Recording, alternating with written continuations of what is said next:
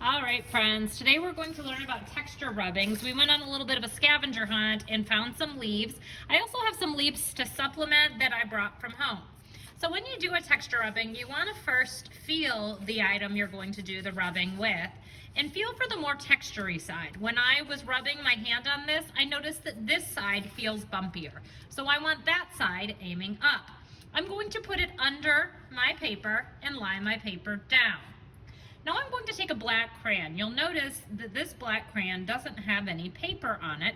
That's because I'm not going to be coloring with the tip of the crayon. I'm going to be laying it down and rubbing it back and forth.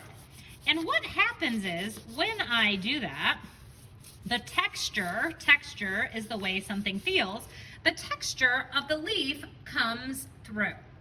When I'm finished with that leaf, I'm going to take it out, move it to the side, and grab a different one and do that same thing where I'm feeling both sides. This one isn't so obvious. It's not going to make a huge difference if I get it the wrong side. That's okay. I'm going to put it under and move my crayon back and forth. Now it only works where the leaf is. So for example, if I do a texture rubbing here, there's nothing underneath, so it won't work. There has to be the leaf under. So now I have this leaf feeling both sides. This side feels slightly more textured to me. Remember, texture is the way something feels. So I'm moving my crayon back and forth. I'm going to show you right now what happens if you're holding the crayon the different way. So I'm going to hold it like I would if I were drawing a picture. And you can see when I do this, I see the texture a little bit, but it's really not as obvious as when I've laid my crayon on the side. So I'm going to avoid using the tip of the crayon and try to use the side where I lay it down and move back and forth. And I'm going to continue like this until my whole paper is full of leaf textures. It's okay if they overlap. It's even okay if you use a broken leaf. This leaf looks like it's been through a lot, but that's okay. It's cool, it's part of nature, and it actually leaves a really interesting texture. Now I am almost finished here, and up next is going to be painting. All right, now that my texture rubbings are done, it's time for paint. And we're going to be using a kind of paint called watercolors. When you start using watercolors, you need to wake up the paint. Right now, it's hard and it's dry, and it will only work if you wake it up with water. So I added some water to my brush, and then I'm stirring inside the color of my choice here, this yellowish orange color. And I'm gonna start by trying to find my leaves. I can see pretty well here an outline of one of my leaves, and I'm going to trace that leaf shape and fill. This is kind of to accent the leaves. I can even add a little bit of a stem there. I'm ready to switch colors, so I need to rinse my brush. When I rinse it, I'm just kind of stirring it back and forth in the water.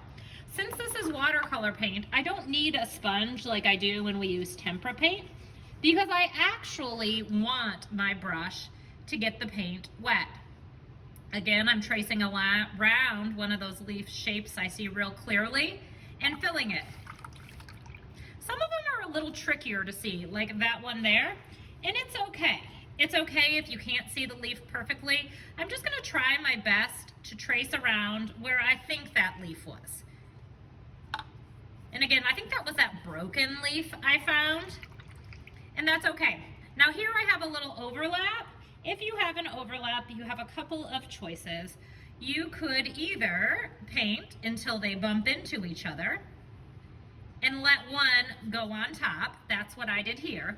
Or if you would like, you may paint so they actually overlap, and the area in between will kind of be a mix of the two colors of your leaves. If you do that, you want to make sure that you're careful that you're not adding too much water at the same time and making your paper rip.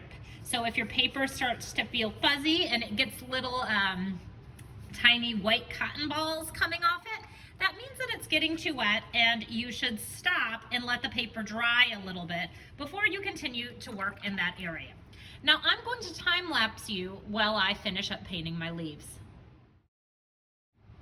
Now we each of my leaves is painted, and I'm going to paint the background. You can pick whatever color you want. When we talk about background in art, we're not talking about the back of our paper. We're talking about the space around the subject. The subject of this painting is leaves. So when I'm talking about the background, it's the space around the leaves.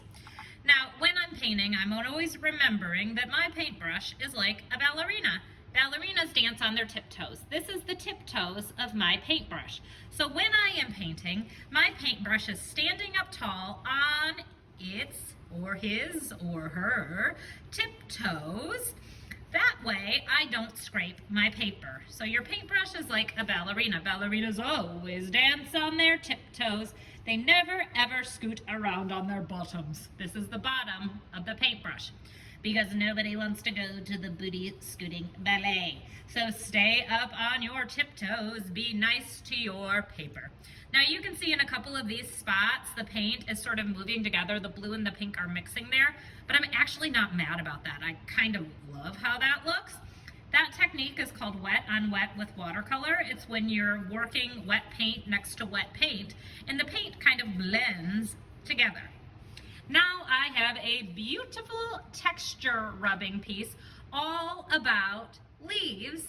Awesome. Good job, second graders.